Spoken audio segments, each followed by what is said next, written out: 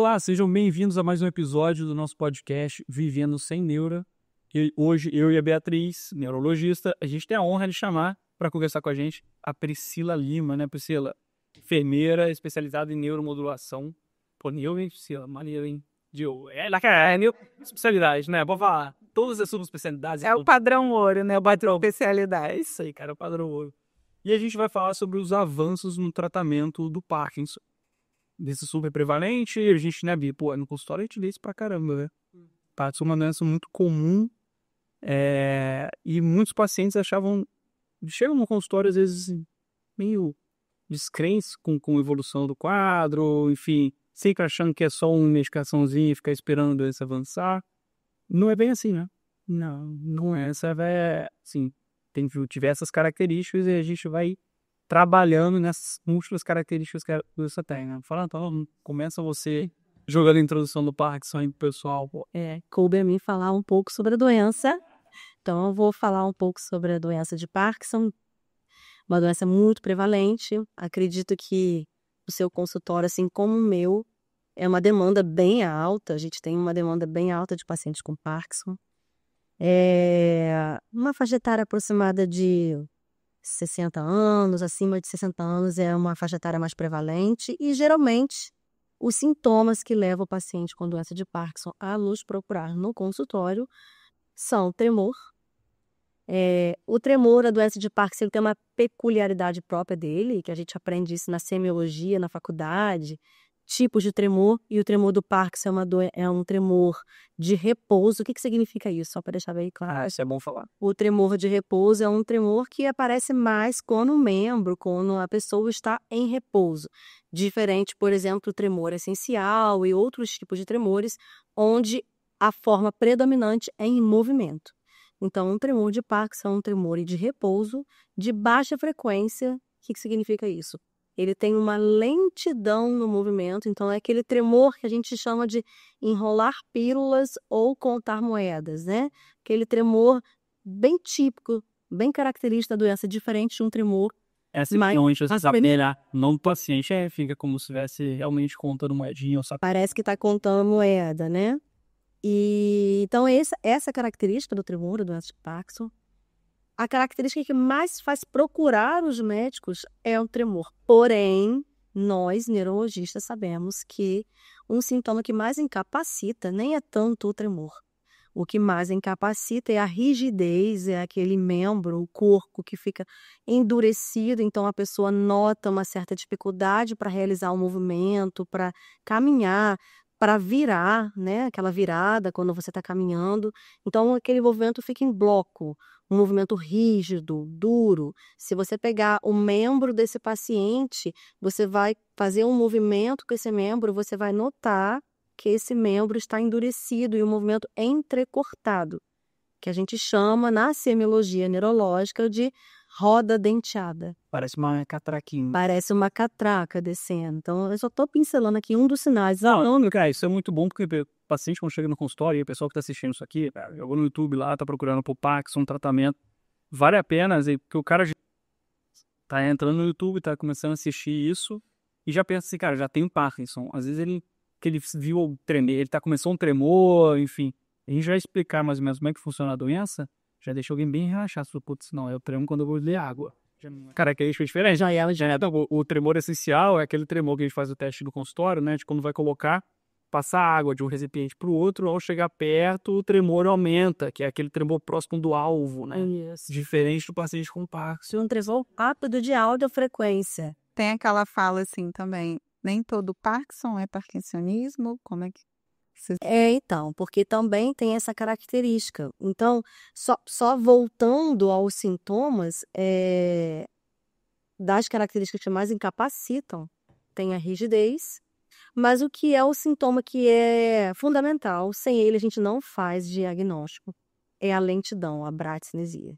Então, você pode ter tremor, você pode ter rigidez, mas se você não tem bradicinesia, se você não tem lentidão nos movimentos, você não fecha critérios para a doença de Parkinson. E aí, falando o que a Priscila citou agora, é o seguinte: existe a doença de Parkinson, que é a doença propriamente dita, que ocorre por uma diminuição na produção de dopamina, a gente tem uma perda dos neurônios, lá na substância negra, no mesencéfalo. Então, com essa diminuição dessa substância que é a dopamina, que é o nosso hormônio do prazer, e por isso justifica que muitos Parkinsons, antes do quadro motor, abre com um quadro depressivo. Porém, a gente sabe que existem os parkinsonismos, que são pessoas que têm outros tipos de doença, que simulam a doença de Parkinson, então vão ter tremores, também rigidez, só que com algumas características a mais, que se a gente for falar aqui nesse podcast, fazer um podcast só para falar disso, e que tem todo o sintoma de doença de Parkinson, mas não é a doença de Parkinson. Então, o neurologista, ele tem a necessidade, o neurologista tem que saber fazer essa distinção. Diagnóstico diferencial. O diagnóstico diferencial. A doença de Parkinson, ela apresenta os sintomas de parkinsonismo, mas outras doenças podem também mimetizar o A frase seria: todo Parkinson é parkinsonismo, mas nem todo parkinsonismo é Parkinson. Exatamente isso. Eu desenho isso no consultório, né? Eu escrevo parkinsonismo, causas de parkinsonismo, dentre as causas da doença de Parkinson. Isso é importante porque são doenças diferentes, com tratamentos diferentes e evoluções diferentes, né? Exatamente. No caso da doença de Parkinson, a gente sabe que é uma doença neurodegenerativa que vai evoluir. Progressiva. E a gente entende que não ter cura é diferente de não poder fazer nada. É totalmente diferente. Eu peço pro paciente, eu brinco muito com os pacientes assim, direto. Cara, assim, é mais fácil você morrer pelado, né? Mas toma cuidado para andar na rua ali, olha para os dois lados. Mas é dificilmente, com um bom tratamento, desde cedo, com a evolução tecnológica que a gente tem tido, a gente vai discutir isso daqui, né? Com os mecanismos, as medicações novas, com os mecanismos de ação diferentes, né?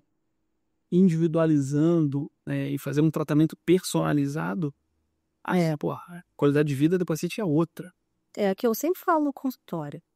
Ter Parkinson não é uma condenação, né? Porque hoje a gente tem tratamentos, e é o que a gente veio falar aqui mais do Priscila. Priscila vai falar isso melhor do que eu aqui. Hoje a gente tem tratamentos que ajudam na qualidade de vida, então essa pessoa vai ter uma vida dentro dos padrões da normalidade dela, desde que bem tratada e diagnosticada da forma correta e precoce.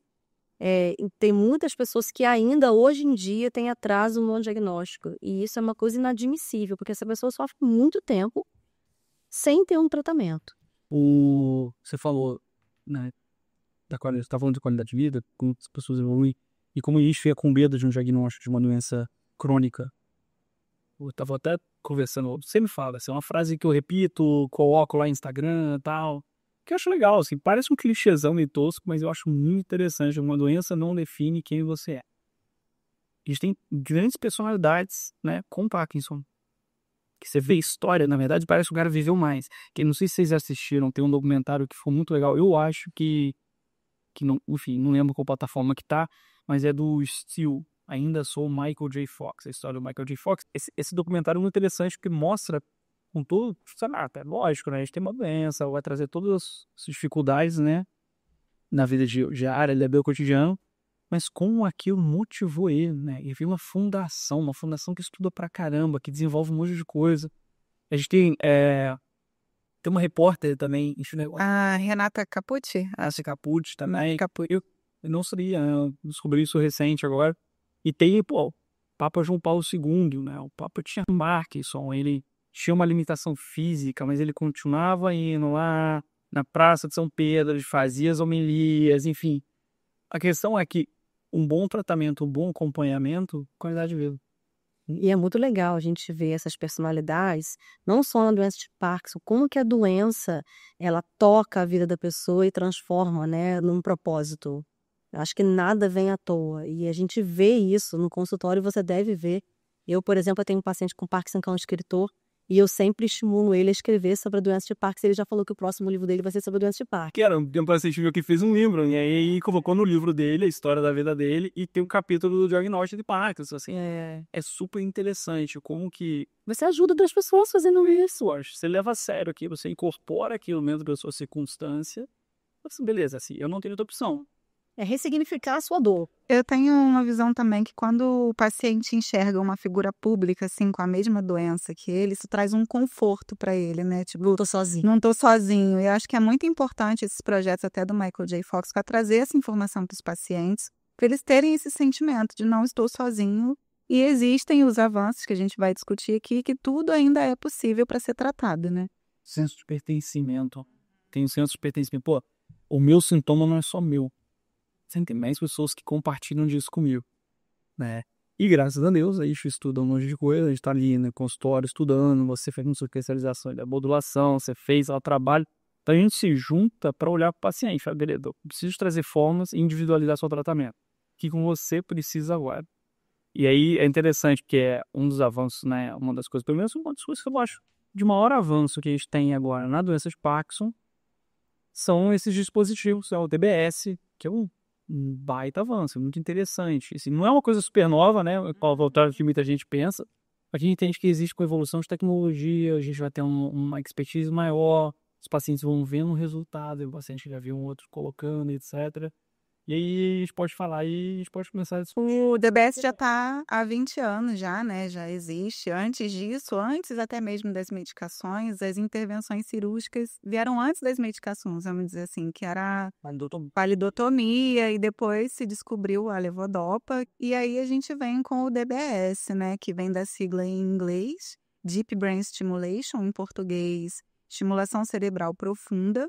Tá? Que basicamente é um procedimento cirúrgico onde vão ser implantados eletrodos dentro de algumas áreas específicas do cérebro do paciente, tá? Para cada tipo de distúrbio de movimento, a gente tem um alvo diferente. No caso do Parkinson, tá? Ou seria o GPI ou seria o núcleo subtalâmico. Fala o que é GPI. Globo pálido interno, tá? E o STN, o núcleo subtalâmico. Existe uma discussão, né, na área médica, qual seria o melhor alvo, né, para a gente estar estimulando. E o STN ainda é o queridinho dos neurocirurgiões e dos neurologistas, tá? A gente consegue um resultado melhor estimulando o STN. Mas isso também vai variar muito de acordo com os sintomas que o Parkinson está apresentando para aquele doente.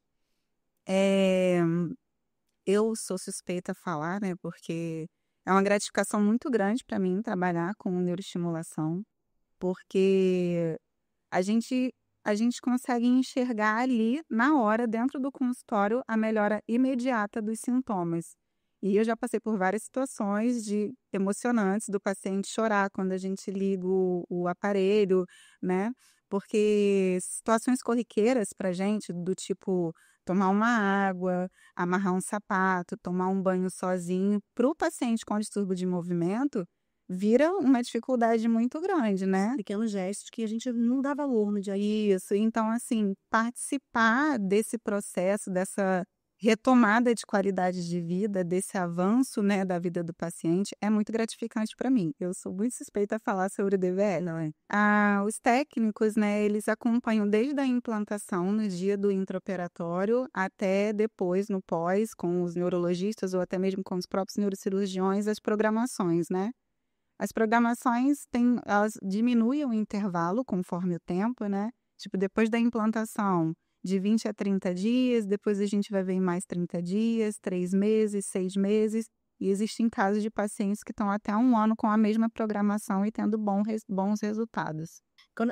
Só fazer uma observação, que eu acho que esse podcast é muito voltado para o público leigo. Então, pessoas que não têm Parkinson e pessoas que talvez estejam suspeitando que tenha Parkinson. As pessoas ficam vendo para alguém. Ou algum familiar, vão estar vendo e vão querer saber. Então, quando a gente fala em cirurgia, acho que na mente de um público leigo vem assim, meu Deus, vão abrir meu cérebro.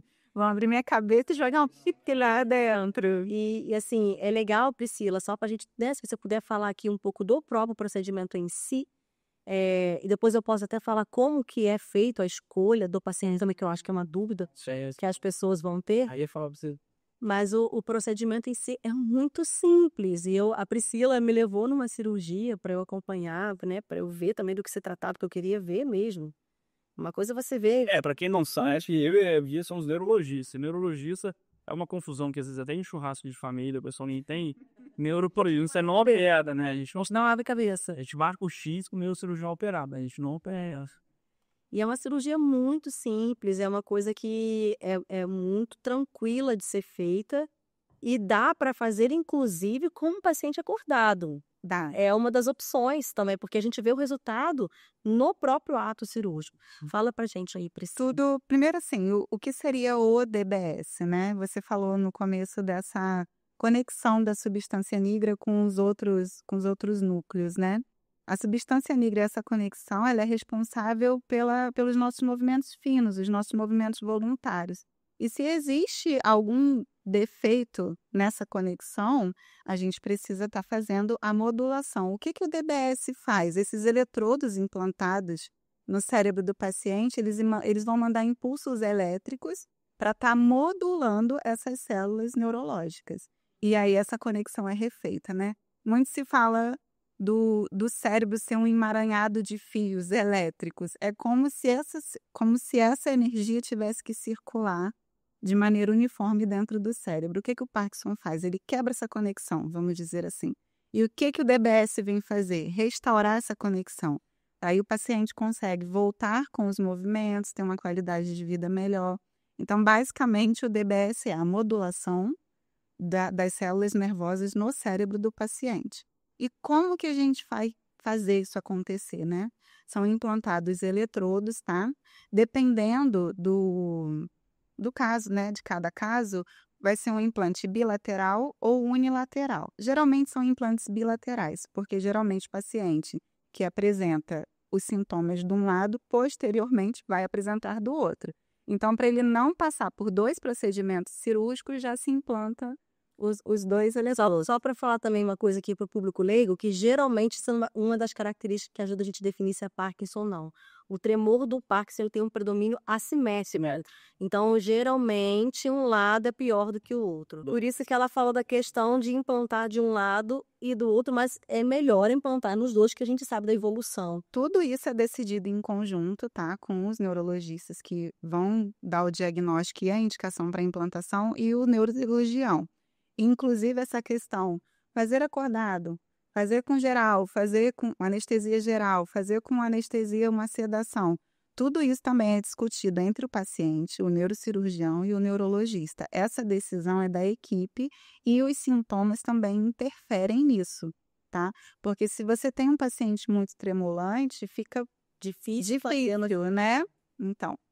Então vamos lá, a cirurgia em si, né? Abriram minha cabeça e jogaram um chip lá dentro. Não é dessa maneira. O dia da cirurgia, né? Quando esse paciente vem do consultório do neurologista ou do neurocirurgião, que também pode ser encaminhado, esse profissional vai solicitar um exame de ressonância magnética, tá? O paciente vai levar esse exame no dia da cirurgia e vai ser realizado dentro do centro cirúrgico a colocação de uma caixa que a gente chama de caixa fiducial ou halo. Esse paciente volta para TC, vou explicar o passo a passo, tá? Tomografia. Para tomografia, você vai me corrigindo nos termos técnicos aí. Esse paciente volta para a tomografia com essa caixa, né? Posicionada na cabeça e vai realizar essa tomografia. A gente vai pegar essa imagem de ressonância que foi solicitada antes, essa TC, e fazer uma fusão. Mas, assim, a coisa mais linda de se ver é essa junção das imagens. Você vê perfeitamente todo o trato, todas as características Muito bacana. E é aí que começa o planejamento da descida do eletrodo ao alvo. E essas 2 imagens, elas vão ser fundidas por um programa, um software, fica um técnico na sala também, e aí vão gerar cálculos matemáticos, né? Para dizer exatamente as coordenadas. Inclusive, as coordenadas são X, Y e Z, para vocês terem uma dimensão do quanto é preciso, né? O quanto é matemático. Porque esse eletrodo precisa estar implantado no alvo perfeitamente. E ele tem, em média, 12 milímetros. É muito pequenininho o STM, por exemplo, entendeu? Então, tem que ser uma coisa muito elaborada. E aí, é realizado esse planejamento da descida do alvo. E após, né, esse planejamento, a gente vai para a parte depois da descida do alvo, a gente vai começar a fazer o que a gente chama é um outro arco colocado na cabeça do paciente, que a gente chama de arco esterotáxico. E aí, é esse arco, a gente vai jogar essas coordenadas que foram criadas no software, vai ser jogada nesse arco, e é ali que ele vai dizer exatamente aonde tem que ser, onde tem que ser posicionado esse eletrodo. E aí, o que acontece? A ideia, desculpa, mas a ideia é que algumas pessoas, quando falam neurocirurgia, é isso que você falou. Sim, é abrir, é sangue, enfim, é como se ele estivesse buscando, separando, igual alguém pensa num cirurgião, Não. operando um apêndice, abrindo uma barriga, separando o órgão. Algumas pessoas podem imaginar que é um... Para a descida desse eletrodo, é realizado a gente chama de trepanação, né? Ela tem 14 milímetros. E aí o dispositivo que fica implantado na cabeça do paciente para esse acesso, ele é do tamanho de uma bolinha de gude, vamos dizer assim. O tamanho da perfuração, né? Então, assim, não é nada de abrir a minha cabeça ao extremo, né? Durante essa descida do eletrodo, né, a gente tem algumas algumas ferramentas que podem ser utilizadas que visam a maior perfeição possível da descida desse eletrodo. Uma delas é o microrregistro, vocês com certeza conhecem, né? Que é uma cânula que vai ser introduzida no trajeto onde o eletrodo passaria, né? Ela vai ser introduzida e o cirurgião acompanha durante a cirurgia a leitura das ondas cerebrais. Então, para cada estrutura que essa cânula passa, no monitor vai apresentar uma onda diferente. Então, se a gente está visando o STN, a gente já sabe exatamente qual é a onda que esse núcleo vai apresentar para a gente. Então, quando faz até um barulhinho, parece um rádio entrando em sintonia. Então, essa também é uma ferramenta. Quando é uma cirurgia de paciente acordado, né? Que muita gente se vê em alguns vídeos, até na internet, paciente tocando violão durante a cirurgia, dedilhando. São essas cirurgias que são realizadas com paciente acordado, né? E aí a gente realiza o teste intraoperatório também, que é a função do técnico, que no caso é uma das coisas que eu realizo durante a cirurgia. O neurologista acompanha essa questão da rigidez, a melhora do lado, assim, a melhora da rigidez do tremor. Então, o neurologista, nesse momento, para certificar que está no alvo certo, ele já vê a melhora imediata. Aí o neurologista vai fazendo esses testes de movimentos, a gente acompanha a questão do tremor, se tá diminuindo, onde que é melhor estimular, qual o tipo de estimulação que é mais adequada. Isso quando o paciente está acordado, quando a cirurgia é realizada acordada. E por que eu estou trazendo todas essas informações, né? Porque são ferramentas que são interessantes para...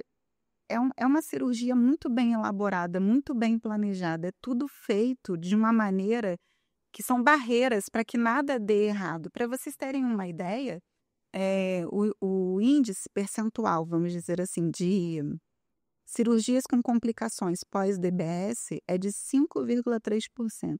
Então, é menor que 5,3% as cirurgias que têm complicação, né, no DBS. Já é um risco a neurocirurgia, mas é um índice muito baixo. Então, a gente tem aí 95% de probabilidade de dar muito certo. E a gente está falando de uma terapia que muda a vida da pessoa. Então, é importante trazer que existe todo um preparo, que existe toda uma tecnologia envolvida nessa cirurgia que traz essa segurança para o paciente, tá?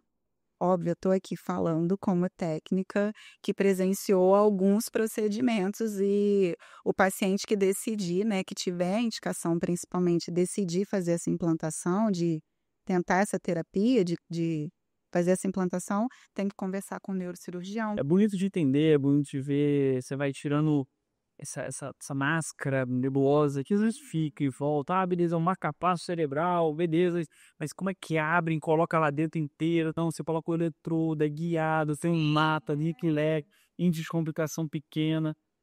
Você falou sobre ver pacientes ali, é muito legal o volume que você fica vendo ali dos pacientes.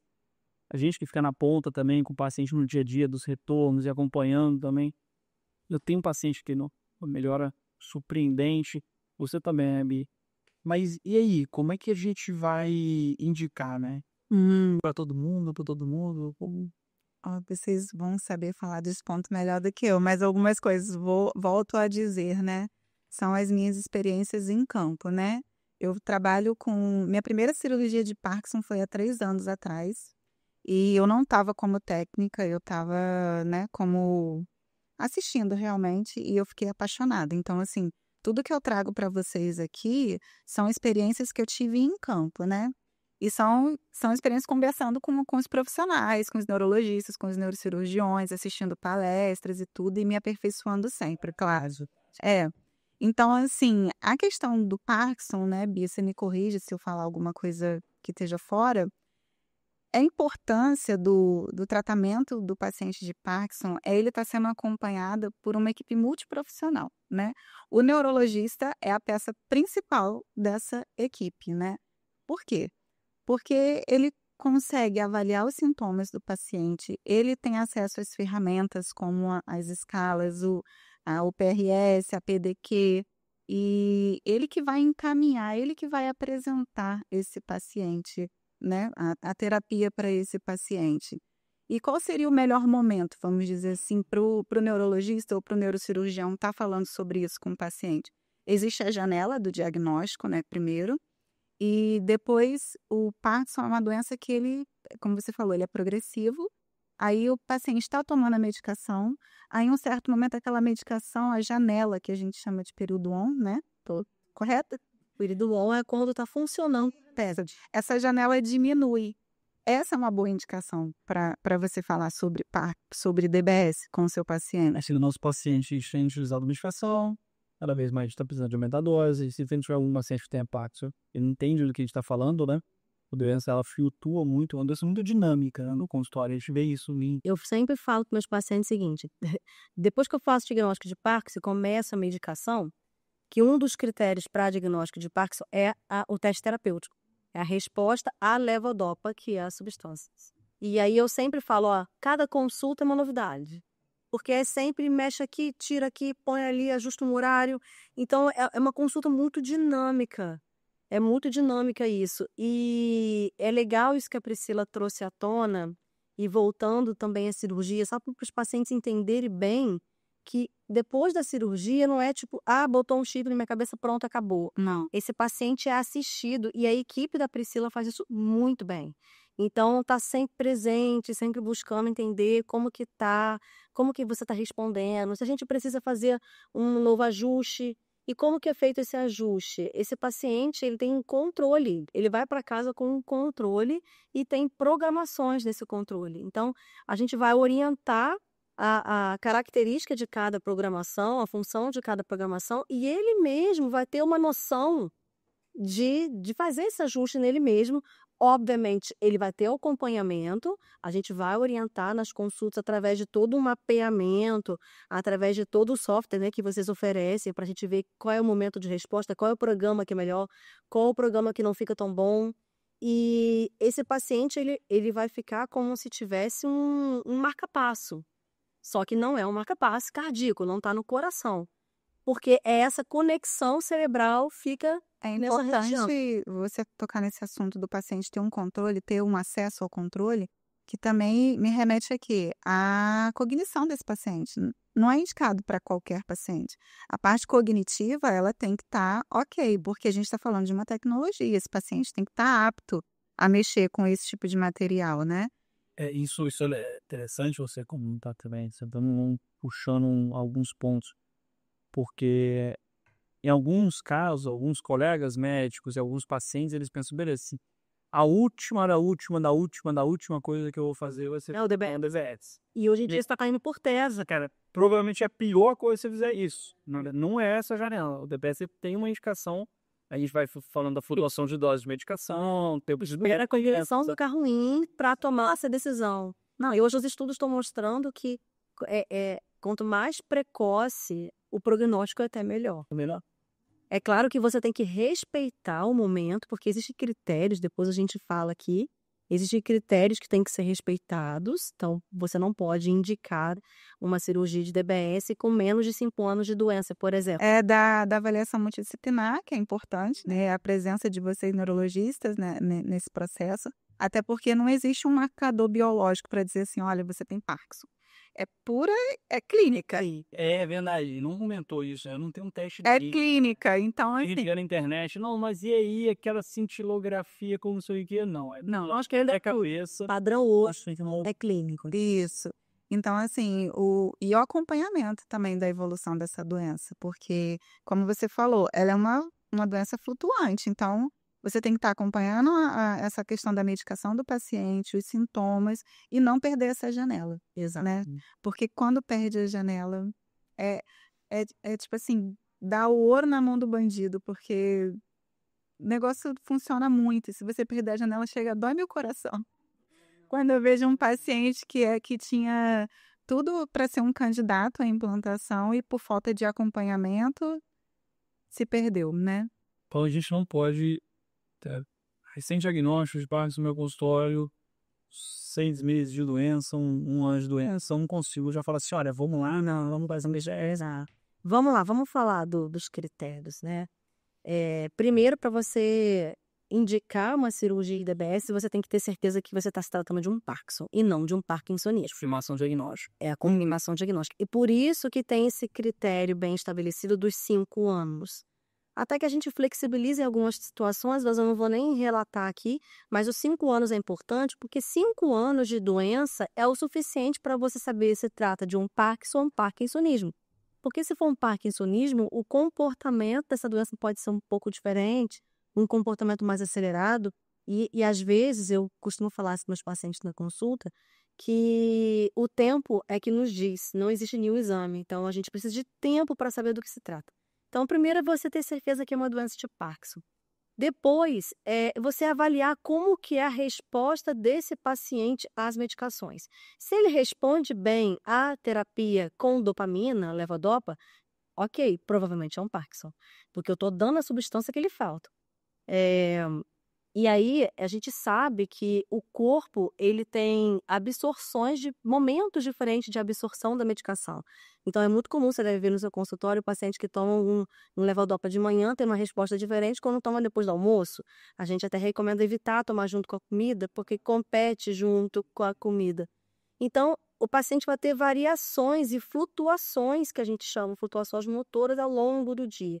E a gente vai se baseando nessa resposta, quando eles vão diminuindo esse tempo de resposta, ou demorando muito para começar a ter o efeito da medicação, ou diminuindo muito Cinesia, muita discinesia. Cinesia são movimentos involuntários depois de uma certa dose da medicação, né? Então o paciente já tem algum tempo com a doença, ele vai utilizando a medicação e ele começa a fazer movimentos involuntários, ele começa a fazer como se padrão, como se fosse uma Esse também é um bom indicativo.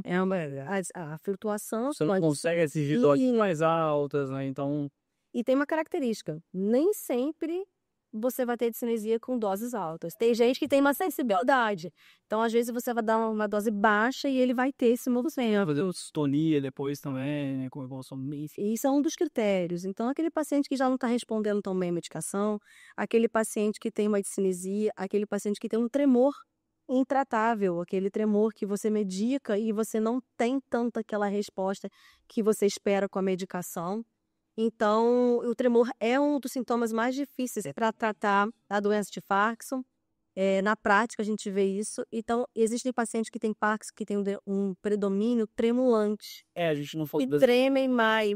E tem pessoas que têm Parkinson e nem tremem tanto. São mais rígidos e bradicinéticos, lentos.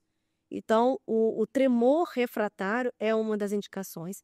Então, a gente pode ter esses critérios motores para definir e também os critérios de tempo e os critérios cognitivos e emocionais. Então, por exemplo, se eu tenho uma pessoa que tem um nível de cognição comprometido, até com menos de 5 anos de doença, provavelmente não é Parkinson. Provavelmente é um parkinsonismo. Então, eu fico com o pé atrás de indicar aquilo ali. Uma pessoa que tem um transtorno psiquiátrico instável, por exemplo, um quadro depressivo grave com ideação suicida, também é um paciente que a gente evita indicar, porque existe alguns estudos que correlacionam a cirurgia do DBS com aumento do índice de depressão. Então, somente para as pessoas que têm um quadro de instabilidade. E para isso, a gente tem critérios muito estabelecidos que têm que ser respeitados. O médico que não está respeitando isso, não está fazendo da forma correta, é fazer essas avaliações, fazer um teste com a medicação. Então, a gente deixa esse paciente em off, que em off, sem a medicação, pelo menos 12 horas. E aí, depois de 12 horas, a gente introduz uma dose um pouco maior do que ele usa no habitual do dia, para avaliar a resposta. E se ele tem essa resposta, eu confirmei que é doença de Parkinson. E testagens neuropsicológicas, que lá na clínica nós temos. Então, fica a dica. Que lá na INSPER a gente tem essa avaliação, e essa avaliação é simples, mas também é fundamental para a gente definir se esse paciente está preparado emocionalmente e cognitivamente para fazer essa cirurgia. Com certeza. Você falando todos esses critérios, né, me veio à mente aqui uma frase, eu não sei se eu posso falar o nome do profissional, mas é um profissional de São Paulo que ele fala assim: o Parkinson não é uma corrida de 100 metros, ele é uma maratona, né? Então, a maratona começa do diagnóstico, indicação ou não do DBS, depois vem a implantação, esse casamento neurocirurgião com o neurologista, mais a gente que é técnico. Então, assim, é uma maratona, a gente tem que acompanhar esse paciente sempre. E a maratona tem isso. Tem as janelas, tem o momento de você dar um sprintzinho maior, né? Se você corre um pouco mais, se você para pra comer alguma coisa, ou quando tem na areia, porque mas a janela é a chave, porque tudo que você está comentando os critérios, se a gente for pensar com a evolução da doença, todas as complicações do wearing off, né, enfim, da oscilação de dose, do aumento de dose, de semesia, é muito comum ter isso tudo no final. Mas se eu esperar isso tudo ali no final, O paciente é avançada. não vai funcionar a medicação mais e a gente, enfim, não conseguiu atingir o objetivo que a gente tem como médico, profissional de saúde. Além de todo esse trabalho que a gente está falando, existe um trabalho que é importantíssimo, ao meu ver. É alinhar expectativas com realidade. Sim. Então, é legal a gente estar fazendo esse podcast. Eu fiquei muito animada de fazer esse podcast, porque a partir de agora, eu vou mandar o paciente assistir meu podcast. É isso aí. Porque porque quando eu quiser indicar e quando a pessoa tiver dúvida, eu falo assim: assiste o podcast lá, que lá tá tudo muito bem explicado do que se trata. Então, ele entender do que se trata e alinhar expectativas. Porque ainda tem também um mito de que o paciente vai fazer DBS e ele vai sair curado da doença. Não, não é cura. A doença, ela é progressiva. Nem o remédio que nós damos é curativo, ele é sintomático. E também você não vai zerar a sua medicação. Você vai continuar tomando medicação. Porém, com uma resposta melhor, talvez com uma menor dose. Porque na prática clínica a gente vê que há uma diminuição de dose, né? Lógico, gente, vamos lá. A gente tá falando de seres humanos aqui, então a gente tem que individualizar tratamento, a gente personaliza tudo que a gente tá fazendo, mas na prática a gente avalia se essa secretaria estava com uma certa dificuldade de comunicação. A gente tenta fazer essa comunicação com a medicação. A medicação não consegue sustentar, hoje vai aqueles critérios que a gente estava comentando, a gente tenta usar uma outra técnica, que é a técnica elétrica, né, a estimulação, enfim. Então, a gente tem duas formas de melhorar esse circuito, de religar esse circuito. Um está um pouco mais forte, a gente pode diminuir um pouco o outro. E é exatamente isso. Eles trabalham, a terapia DBS e a medicação, elas têm que trabalhar em conjunto. Muito importante você falar isso, que muito paciente acha: vou colocar o DBS. A gente tem até um caso no consultório, né, doutor? Medicação. Que ele, olha, parei de tomar a medicação. Eu e a Bia olhamos. Talvez ele vá até assistir esse podcast. O DBS e a medicação, elas trabalham em conjunto. E como você falou, né, o paciente de Parkinson é um indivíduo muito único. Então, assim, não tem como você dizer que vai, né, vir aqui. Em relação a ser uma doença progressiva, né, e o DBS, é cura? Não é cura. A doença é progressiva. Mas os estudos, vocês podem me dizer também, se eu estou falando alguma bobagem, mostram que a atividade física é fundamental para evitar a progressão do Parkinson. Então, se você tem um dispositivo implantado que devolve a sua mobilidade, consequentemente, você vai estar apto a fazer alguma atividade física, né? Mas é tudo em conjunto. É tanto quanto É tudo um Se você pensar na evolução natural da doença, na limitação do movimento, no isolamento social, você tem a piora do quadro cognitivo, você tem a piora da musculatura, e a gente vai ter perda, enfim, de massa muscular, que desenvolve aumento de chances de depressão, de ansiedade, enfim. precisa de um acompanhamento multiprofissional até por conta disso, que o Parkinson ele não está direcionado somente ao distúrbio do movimento, né? A parte digestiva, a parte cognitiva, a parte psicológica, a deglutição do paciente é alterada. Então, tudo isso é muito importante estar falando. E o que eu queria falar para vocês? O que não ajuda o DBS? Isso é importante falar. Fala aí também. Fala, a gente não consegue, tá? Não é indicação. Depressão, ansiedade, também não. Deixa eu ver alguma outra coisa. Engasgos, A gente tem um episódio só sobre lesão de Parkinson. Quem, né, assiste ali, depois procura aqui no canal, vai conseguir assistir só. Porque a gente fala todas as características, assim, porque a gente tá falando com esse foco do DBS, no tratamento, Sim. vale a pena a gente pincelar, porque a gente tá com preguiça e não vai assistir o outro episódio, então a gente tá aqui ansiosos. Tem Parkinson, né? Mas o DBS não serve só para o Parkinson, tá? Ele também trata distonia e tremor essencial. Existe também, a FDA já aprovou, né? O toque, para toque, mas aqui no Brasil a gente ainda tá na luta, né? Para ver se a ANS deixa a gente trabalhar em relação a isso. Epilepsia também, síndrome de Tourette, síndrome de Tourette, mas são todos, né, menos indicados, vamos dizer assim. Os 3 principais seriam o Parkinson, que a gente está discutindo aqui hoje, a distonia e o tremor essencial. Cada distúrbio de movimento com um alvo diferente, com uma abordagem diferente, tudo isso decidido pelo neurocirurgião e o neurologista em conjunto. Deixa eu fazer uma pergunta aí, curiosidade aqui também, né? Beleza, vamos lá. Colocamos um DBS, eu coloquei um DBS em mim. E aí, vai ficar para sempre, tem que trocar? Existem 2 tipos de dispositivo, que são os recarregáveis e os não recarregáveis. Os dispositivos recarregáveis, eles duram até 25 anos. Por que a gente fala até? Tudo é como se fosse um celular. Se você usa muito o telefone, a bateria vai descarregar mais rápido.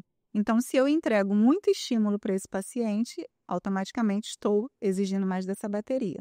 Então, a gente diz até 25 anos, tá? Sobre o carregamento, né? Eu falei um sistema recarregável. É feito por indução. O paciente usa um colar que ele pode estar fazendo todas as atividades enquanto carrega, porque é por indução, né? A gente chama de bolachinha.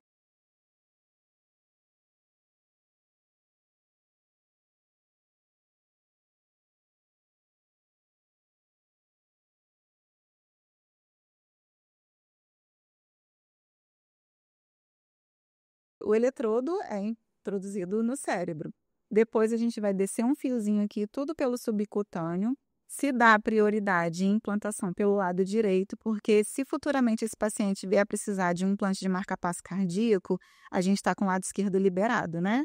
Então, assim, é um dispositivo muito pequeno. Eu até trouxe ele aqui, depois a gente pode mostrar, se vocês quiserem. Ele é muito pequenininho. Ele tem as bordas anatômicas, então não corre risco de machucar o paciente. O perfil dele é muito baixinho. Ó, seria esse aqui, tá? É desse tamanho, esse é o perfil. Ele fica implantado do lado direito do paciente, numa profundidade de até 2 centímetros, tá? Então, assim, tá implantado aqui no infraclavicular que eles colocam, tá? Até 2 centímetros. Vou deixar aqui para vocês verem. A clavícula, tu não sabe, pega você tem aqui do lado, né? Põe os 2 dedinhos aqui embaixo. Isso, aí 2 dedinhos abaixo, isso. Então, como eu falei, se for um paciente um pouquinho mais robusto, fica imperceptível. E aí, é carregamento por indução, existe um colarzinho, então o paciente pode estar, se for uma mulher ou um homem também. Homens também lavem a louça, tá? Lavando uma louça, lendo um livro, fazendo alguma atividade totalmente normal do seu cotidiano. Você pode estar lá carregando. Emite um sinal sonoro para dizer que tá ok e tá tudo certo. É assim que carrega. Uau, o sinal sonoro vai falar assim, carregou. Carregou. Pode tirar a bolachinha. Relaxante, bolachinha. É isso aí. Segue a vida. E assim, beleza. Vamos lá. É uma tecnologia maravilhosa. A gente sabe que a gente tem desenvolvido Neurologia tá muito interessante. Não é que eu sou neurologista, mal, né? Você vai ver todas as áreas, a gente vai esclerose múltipla, a gente vai vendo em várias doenças que antes eram muito estigmatizadas, uma evolução no seu tratamento maravilhoso. Mas isso tudo tem um custo, né? Tem. E aí, plano de saúde normalmente cobre isso daqui ou é tudo particular? Cobre. O plano de saúde cobre, tá? Obviamente que tem que estar dentro dos critérios estabelecidos, né, pela ANS, e um dos critérios é o teste do levodopa, o teste cognitivo. Então, se você encaminha o seu paciente para o neurocirurgião faz a solicitação dessa cirurgia, e junto com essa solicitação, você encaminha todos os testes que foram realizados, tanto as escalas quanto esses testes que eu acabei de citar, isso já é um up, né, para aceitação do plano. Você está tendo respaldo de 2 profissionais, entendeu? Então, assim, o plano cobre sim, tá? No SUS?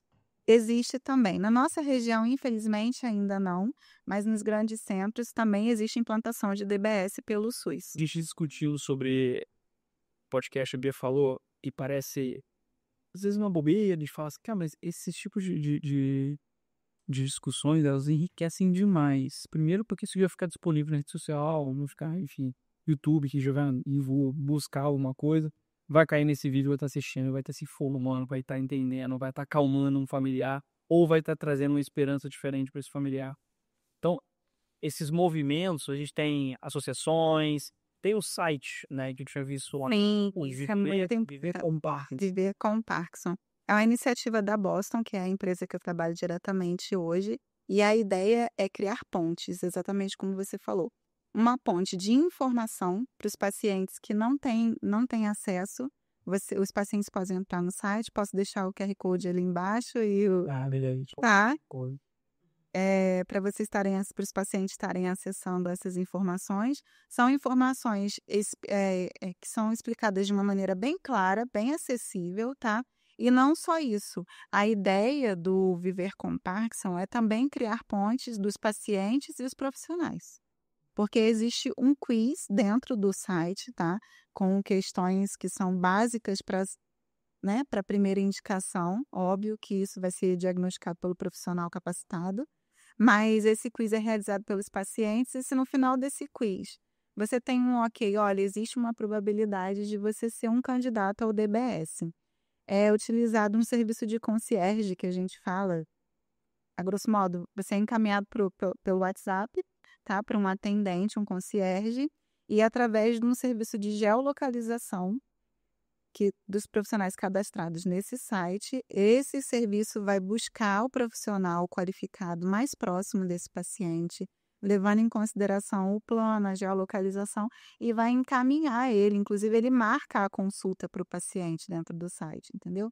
Então, a iniciativa da Boston é justamente essa, trazer a informação, diminuir essa distância do profissional e do paciente. Eu acho que os pacientes, assim, ainda mais na região que nós estamos, muitos deles devem estar achando assim, nossa, mas isso aqui está muito distante de mim, Sil. E não está. Nós oferecemos esse serviço. Existe no Fluminense. Nós temos a nossa clínica, que é uma clínica que está apta para esse atendimento. Então, assim, não está longe. Importante falar isso, Bia, porque se tem uma cultura aqui na nossa região de que quando você precisa de um atendimento mais especializado ou alguma coisa muito tecnológica ou muito além, você tem que correr para os grandes centros. E isso não é verdade. As fronteiras estão sendo quebradas e a gente está ali com tratamentos de ponta em todos os locais, né? O Instituto do Cérebro, a nossa clínica Unicef, o Instituto do Cérebro do Sul Fluminense. A gente traz justamente isso, né? A gente quer mostrar para o paciente, olha, o que você precisar, nós estamos até, né? Primeiramente, agradecer, né, a oportunidade de estar aqui falando sobre um assunto que eu sou apaixonada e que me traz muita satisfação pessoal até, né, com os pacientes. Mas, assim, parabenizar vocês pela iniciativa de estar trazendo a informação para o paciente, principalmente na nossa região. Porque esse tabu precisa ser quebrado. A gente tem profissionais qualificados aqui, muito bons, entendeu? E a gente tem a estrutura para estar realizando esse tipo de procedimento e estar fazendo esses tipos de indicações. Então, assim, parabéns, estúdio lindo, programa maravilhoso. Pô, e obrigado pela presença, cara. Eu que agradeço. Foi muito bom. Foi muito esclarecedor, muito bom. Né, pro pessoal, assistam os nossos outros episódios. O nosso podcast é justamente para trazer assuntos diversos, né, e deixar a vida mais leve, né? Esse é o nosso objetivo aqui. Muito obrigado, pessoal. Até o próximo. Tchau.